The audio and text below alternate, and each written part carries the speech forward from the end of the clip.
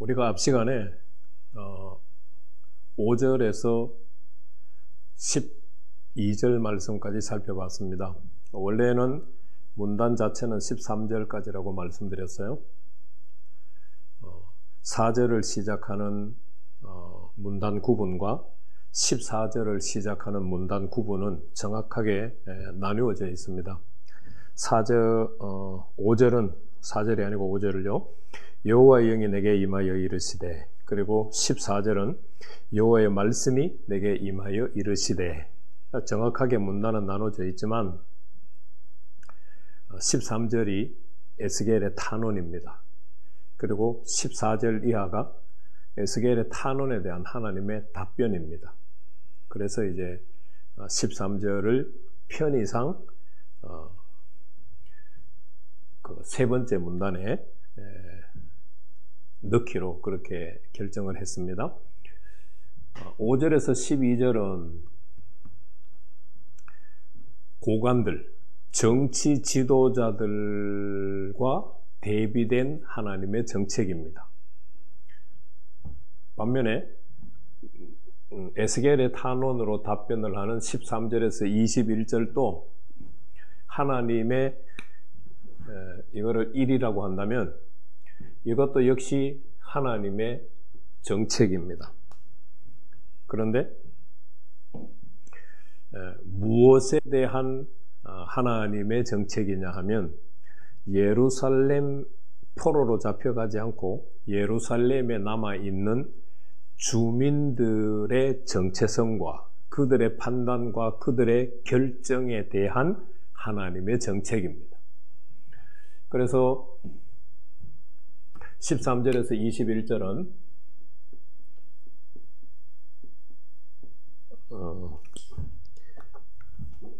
에스겔의 탄원,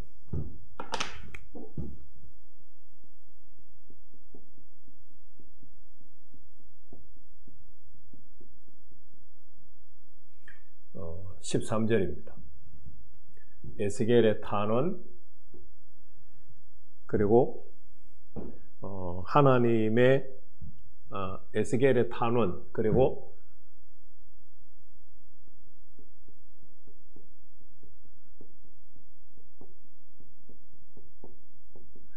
예루살렘 주민의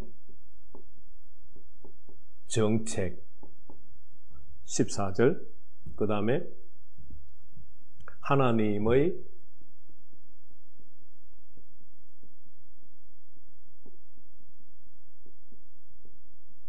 정책 15절에서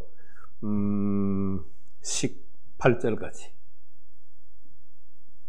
그리고 하나님의 정책이 가능한 하나님의 정책이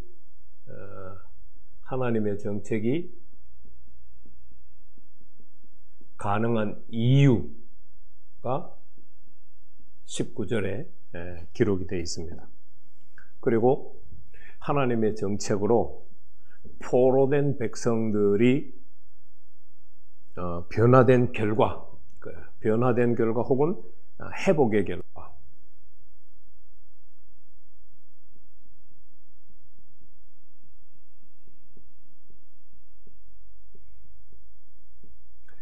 (20절에) 기록이 되어 있습니다.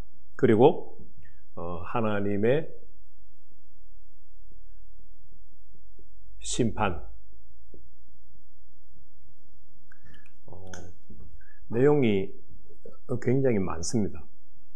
그런데 어려운 본문들이 아니기 때문에 뭐 그렇게 해석이 많이 필요하지 않습니다.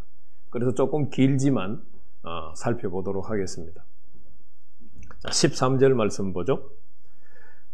이에 내가 예언할 때, 에스겔이 자기 마음대로 예언을 못해요, 그죠?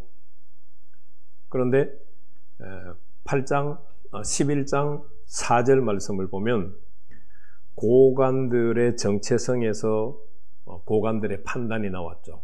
고관들의 판단에서 고관들의 정책이 제시가 됐어요. 고관들은 정치 지도자들이죠. 정치 지도자들은 자신들이 정책을 제시했고 그대로 집행을 하고 백성들은 그것을 받아서 잘잘못을 따져보지 않고 그냥 그대로 살았어요.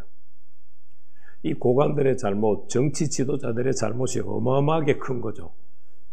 그래서 하나님께서 11장 4절 말씀에 보면 인자야 너는 그들을 쳐서 예언하라. 그래서 하나님께서 에스겔에게 정치 지도자들을 쳐서 예언하라고 말씀하셨기 때문에 지금 13절 말씀에 에스겔이 쳐서 예언을 하는 겁니다. 에스겔이 쳐서 하나님의 명령을 받아서 정치 지도자들을 쳐서 예언하는데 누가 죽어요? 하나님이 구원하신다라고 하는 이름을 가지고 있는 블라다가 죽는 장면을 봤어요. 무시무시하죠.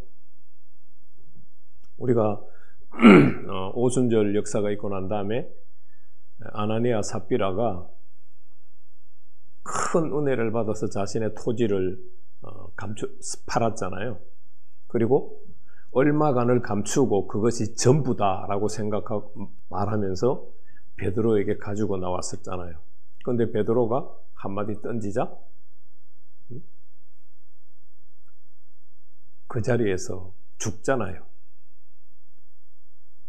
그와 같은 역사가 지금 영적인 세계에도 일어나는 거예요. 에스겔이 정치 지도자들을 쳐서 예언을 하는데 하나님이 구원하신다라고 하는 이름을 가지고 있는 블라다가 그 자리에서 죽는 거예요.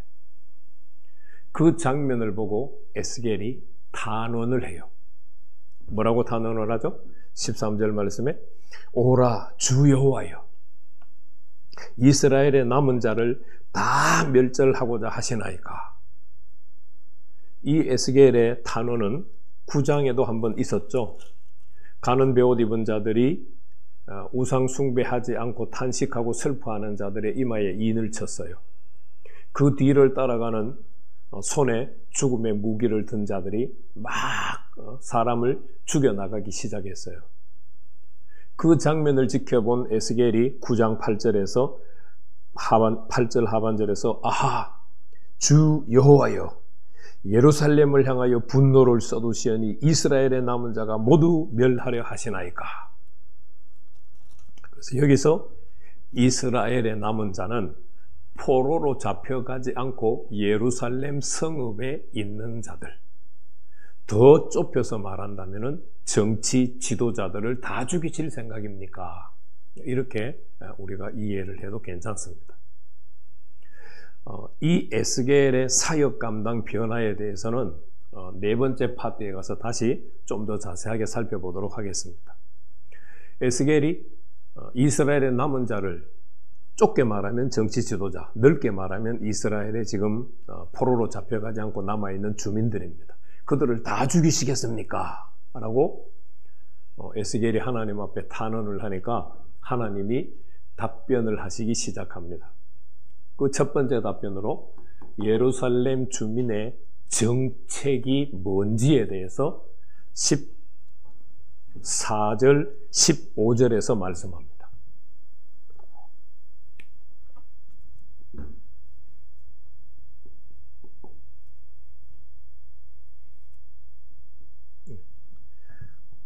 (14절) (15절에서) 말씀합니다.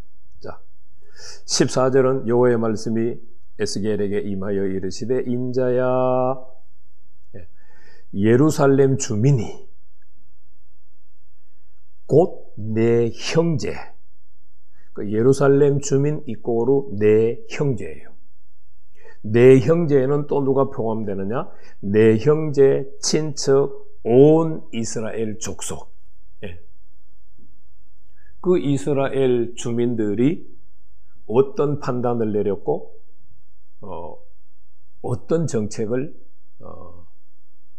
시행하면서 살았느냐? 너희는 여호와에게서 멀리 떠나라.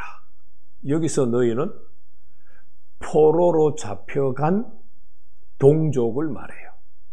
포로로 잡혀간 이스라엘 족속들이 예루살렘에 남아있는 주민들의 판단 대상이에요.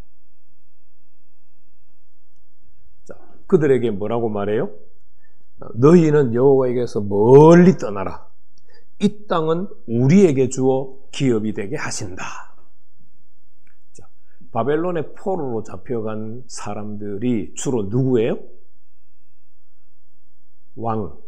왕족, 귀족, 정치 지도자, 제사장, 장로들. 거의 유다 나라에서 지도자급에 있는 사람들이 먼저 포로로 잡혀갔어요. 1차 BC 605년에 잡혀갔고 2차 BC 597년에 여호야긴 왕을 비롯해서 지금 에스겔 선지자도 에스겔 제사장이었죠. 제사장 신분으로 같이 잡혀왔어요. 자, 그러면은 고관들이 차지했던 소유했던 유다 지역 땅들이 엄청 많겠죠. 자, 그들이 포로로 잡혀갔어요. 그러니까 예루살렘에 남아있는 사람들은 그들이 포로로 잡혀가는 것이 좋은 거예요. 왜? 지금 남아있는 땅들이 전부 자신들의 기업이 된다고 생각하고 있는 거예요. 엄청나게 잘못된 판단이죠. 바벨론의 포로로 잡혀가는 지도자 그룹은 그들의 죄뿐만 아니라 지금 예루살렘에 남아있는 모든 족속들의 죄 때문에 사로잡혀가는 거예요. 그러면 예루살렘에 남아있는 주민들은 어떻게 판단해야 돼요? 죄 때문에 먼저 잡혀가는 그들을 바라보면서 애통해야죠. 그런데 지금 예루살렘 주민들은 애통해하는 것이 아니라 마음속으로 기뻐하는 거예요. 왜? 그들이 다시 돌아올지 안 돌아올지 모르지만 그들이 소유했다가 남긴 땅들을 자신들이 차지한다고 생각하는 거예요. 이게 잘못된 정책이죠.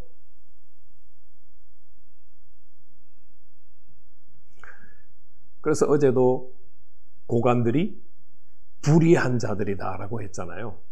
그 불의한 자들이라고 하는 말은 12절 말씀과 연결을 시켜보면 율례를 행하지 않는 자들이에요. 규례를 지키지 않는 자들이에요. 이방인의 율례와 규례를 따라서 행하며 사는 자들이에요.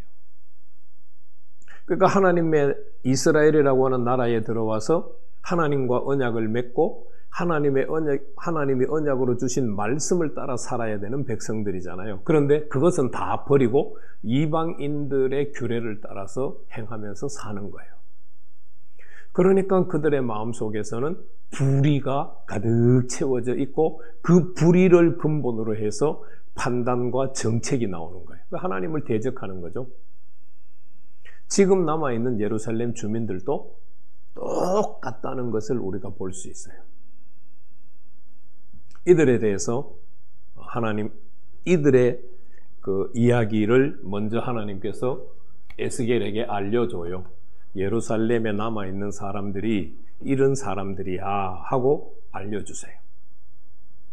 그리고 나서 하나님께서 그 예루살렘 주민들이 여호와께서 멀리 보내시기를 원한다. 쉽게 말하면 여호와의 심판, 여호와의 저주를 더 받으라는 의미죠. 그들에 대한 하나님의 정책을 16절, 17절, 18절에 네 가지로 말씀하세요. 자, 그런즉 너는 말하기를 주 여호와의 말씀에 내가 비록 그들을 멀리 이방 가운데로 쫓아내어 여러 나라로 흩었으나 그들이 도달한 나라에서 내가 잠깐 그들에게 성소가 되리라. 자, 지금 8장, 9장, 10장, 11장까지 그발 강가에 포로로 잡혀가 있던 제사장 에스겔이 영으로 하나님의 환상 가운데서 예루살렘에 왔어요. 예루살렘에서 우상 숭배하는 자들과 그들에 대한 심판을 계속해서 듣고 보고 있어요. 그리고 그래서 하나님께서 흩으셨어요. 흩으셨다는 것도 알아요. 그런데 지금 하나님께서 예루살렘 성읍과 예루살렘 성전 안에서 일어나는 우상숭배의 장면과 그들을 심판하시는 장면을 보여주면서 하나님께서 8장 6절, 9장 3절, 10장 4절, 10장 18절에서 19절에서 뭐 하셨어요? 하나님이 지성소의 그룹에서 떠나서 성전 문지방으로 옮기시고 성전 문지방에서 그 다음에 그룹들 위에 올라타서 그룹의 이동을 통해서 동문으로 옮기셨어요. 하나님은 지금 예루살렘 성전을 떠나고 계셔요. 그런데 포로로 잡혀간 자들에게 하나님께서 뭐가 되시겠다고요? 성소가 되신다라고 말씀하세요. 그러니까 가장 쉽게 설명을 하면 하나님은 예루살렘 성전을 심판해. 그 예루살렘 성전은 멸망할 거야. 그런데 하나님은 포로로 잡혀간 백성들의 성소가 될 거야. 완전 대비가 되는 거죠. 자, 예루살렘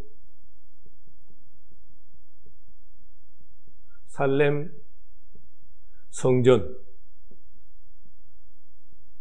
하나님 떠남,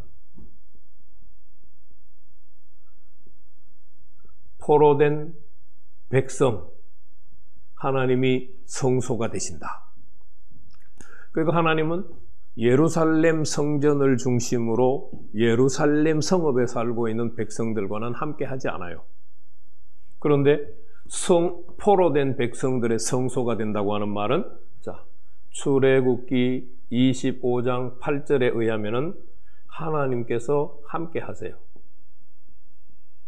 그리고 22절에 의하면은 만나 주세요. 그리고 말씀 또 주세요.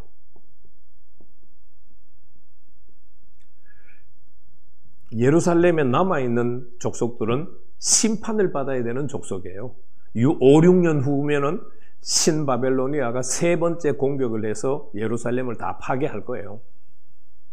그러나 예루살렘 주민들은 그거를 지금 모르는 거죠. 하나님은 하나님의 계획을 알고 계시잖아요.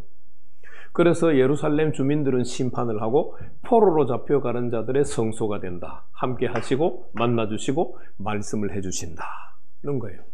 이 말씀을 해주신다는 것이 하나님의 정책 가운데 먼저 살펴보도록 하죠. 어디에서 나오느냐 하면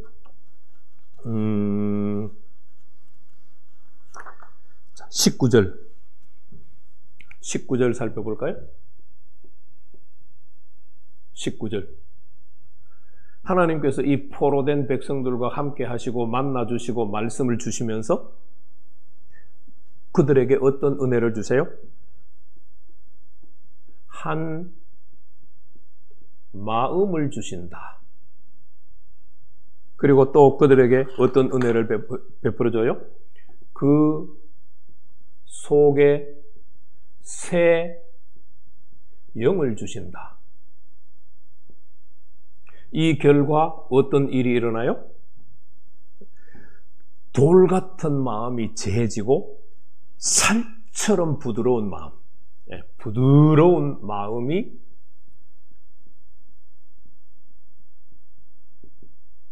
주어져요. 누가 이 은혜를 받아요? 포로로 잡혀간 사람들이 이 은혜를 받아요. 이 은혜를. 예루살렘에 남아있는 주민들은 이 은혜를 못 받아요.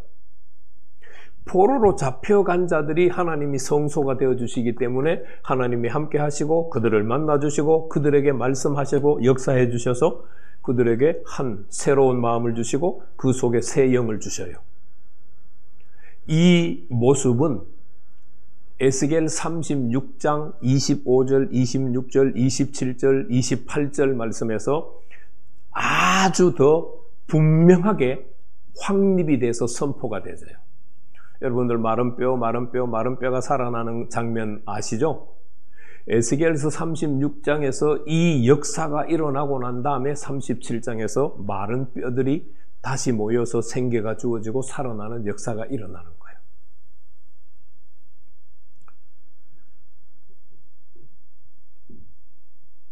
우리가 이런 질문을 할 수 있죠. 그러면은 바벨론에 성전이 세워지는가? 하나님은 출애굽기 25장에서는 성막의 지성소에 계시고 솔로몬이 지은 성전 안에도 지성소가 있어서 지성소의 법궤 위에 그룹들 사이에 계셨잖아요. 그러면 바벨론에도 성전이 지어지는가? 하나님은 장소와 상관없이 함께 하실 수 있는 분이에요. 그래서 바벨론에 뭐 성전이 지어졌다, 지어지지 않았다, 그건 우리의 관심사가 될 필요가 없어요. 그러니까 성경에서는 전혀 언급하지 않는 거예요. 어떤 형태로든지 하나님이 바벨론의 포로로 잡혀가던 자들과 함께 하시면서 그들을 만나주시고 그들에게 말씀해 주셔서 그들이 이렇게 변화가 되는 거예요. 자, 이들이 이렇게 변화가 되니까 이 가능한 이유를 살펴봤죠. 가능한 이유를 살펴봤어요. 자, 회복의 결과가 어떻게 돼요? 먼저 살펴볼까요? 20절 말씀 보세요. 내 율례를 어떻게 해요? 따른다. 그리고 하나님이죠. 하나님의 규례를 어떻게 해요? 지켜 행한다. 지켜 행한다. 그래서 하나님과 포로 된 자들은 아버지와 아들의 관계가 된다. 왕과 백성의 관계가 된다. 나는 그들의 하나님이 되고 그들은 내 백성이 된다. 이 놀라운 역사가 일어나는 거예요.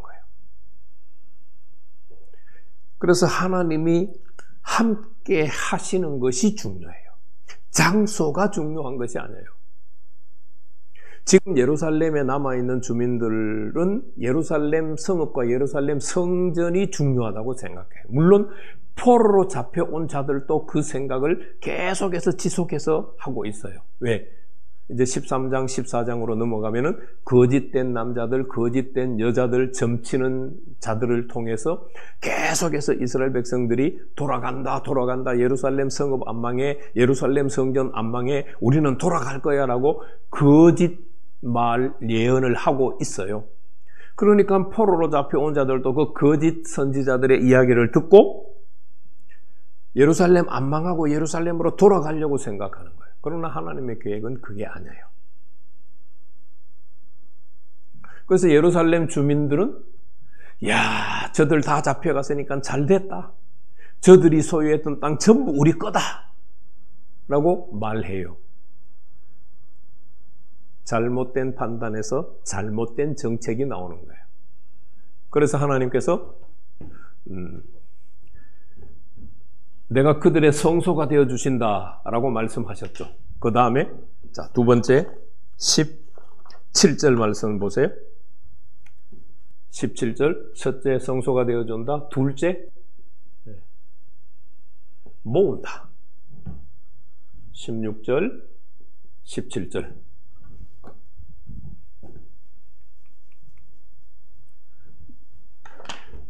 너는 또 말하기를 주 여호와의 말씀에 내가 너희를 만민 가운데서 모으고 너희를 흩은 여러 나라 가운데서 모아낸다. 하나님은 심판에서 흩으시기도 하시고 하나님은 흩은 자들을 다시 모으시는 능력도 있으신 분이세요. 그리고 하나님께서 17절 보세요. 이건 상반절이고 17절 하 땅을 주신다. 누구에게? 포로된 백성들에게 주신다는 거예요. 그러면 지금 이스라엘 주민들은 하나님이 포로로 잡혀간 자들이 소유했던 땅들이 남아있으니까 하나님이 그 땅을 자신들에게 기업으로 준다고 주장했잖아요. 그런데 하나님께서는 하나님의 정책이 뭐라고요? 그들의 성소가 되어주고 그들을 다시 모아요. 그래서 이스라엘 주민들이 자기들이 땅을 차지한다고 하는데, 아니, 포로된 백성들에게 그 땅 비워놨다가 주신다는 거예요. 아니면 예루살렘 주민들이 자신의 이름으로 등기를 해서 소유하더라도 뺏어서라도 주시겠죠. 이게 하나님의 놀라운 역사예요. 하나님이 심판하셔서 바벨론에 70년 동안 포로 생활하는 동안에 유다 땅은 주인이 없는 거예요. 하나님이 주인 없는 채로 보존하셨다가 바벨론에서 포로로 돌아오는 자들에게 그 땅을 다시 주시는 거예요. 자, 그러면 이 포로에서 돌아온 사람들이 무슨 일을 할까요? 그들은 아까 말씀드렸듯이 하나님이 한 마음을 주시고 그 속에 새 영을 주셔서 돌 같은 마음, 굳은 마음이 부드러운 마음으로 변했어요. 그 부드러운 마음은 그들이 율례를 따르고 규례를 지켜 행하는 자들이 됐어요. 하나님을 하나님으로 인정하고 하나님의 백성이 됐어요. 그래서 그들이 돌아와서 뭘 해요? 18절 말씀. 그들이 그리로 가서는 다시 돌아온 유다 땅을 말해요. 그 가운데 모든 미운 물건과 모든 가증한 일을 제한다. 그러니까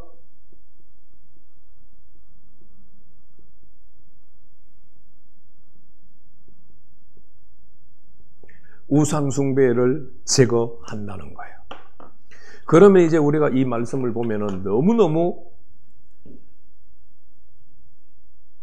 중요한 것을 발견할 수 있죠. 하나님은 무엇 때문에 심판하세요? 우상 숭배 죄 때문에 심판하셨잖아요. 하나님을 섬기지 아니하고 이방 족속들의 온갖 신들, 또 하나님의 만들지 말라고 한 형상들을 만들어 놓고 섬겼잖아요. 그것 때문에 하나님이 심판하셨거든요. 그래서 하나님께서 한 마음을 주시고 새 영을 주시고 부드러운 돌 같은 마음을 부드러운 마음으로 바꾸셔서 율례를 따르고 규례를 지켜 행하게 하셔서 다시 돌아와서 우상을 제거하게 만드는 거예요. 그래서 하나님은 21절에서 그들이 행한 대로 머리에 갚으시는 분이세요. 그 강력한 말씀을 선포하시는 거예요. 자, 이 13절에서 21절 말씀을 통해서 우리는 무엇에 관심을 가져야 될까요? 장소로서 교회가 중요하지 않아요. 우리 육체가 하나님의 성령이 거하실 전이라고 말씀드렸죠. 하나님이 나와 함께 하시느냐, 나와 함께 하시지 않느냐가 중요해요. 하나님이 나와 함께 하셔야죠. 하나님이 나와 함께 하시면 나에게 어떤 역사가 일어나야 돼요? 부드러운 마음으로 변화가 되어지는 역사가 일어나야 돼요. 부드럽다고 하는 말은 하나님과 관계가 명확하게 정립이 된다는 뜻이에요. 하나님의 뜻에 민감하다는 뜻이에요. 하나님의 말씀을 사랑하고 그 말씀을 정말 어린아이가 젖 먹듯이 말씀을 먹는 거예요. 그래서 율례를 따르고 규례를 지켜 행하는 자가 되는 거예요. 하나님이 나와 함께 하시느냐가 관심사가 돼야 돼요. 그 하나님이 나와 함께 하시면서 내가 어떻게 변화되어 가느냐가 관심사가 돼야 돼요. 하나님의 축복이, 하나님의 복이 내 생활 속에서 어떻게 나타난다? 그거는 결과로 주어지는 것들이에요. 그러나 지금 우리 세계 교회와 한국 교회들을 보면 하나님과 내가 어떤 관계를 맺느냐에는 관심이 없어요. 하나님이 주시는 떡고물에 지금 관심이 있어요. 여러분들은 오늘 이 강의를 통해서 떡고물은 자연스럽게 따라온다는 것을 기억하시기를 바라요. 내가 하나님과 올바른 관계를 맺지 못한 상태에서 좋은 떡고물이 와도 그거는 하나님이 주신 것이 아니에요. 착각하시면 안 돼요. 우리가 하나님을 버리고 말씀대로 살지 않았는데 좋은 결과가 일어났다. 그게 어떻게 하나님이 주신 거예요? 어떻게 그것이 하나님이 복을 주신 거예요?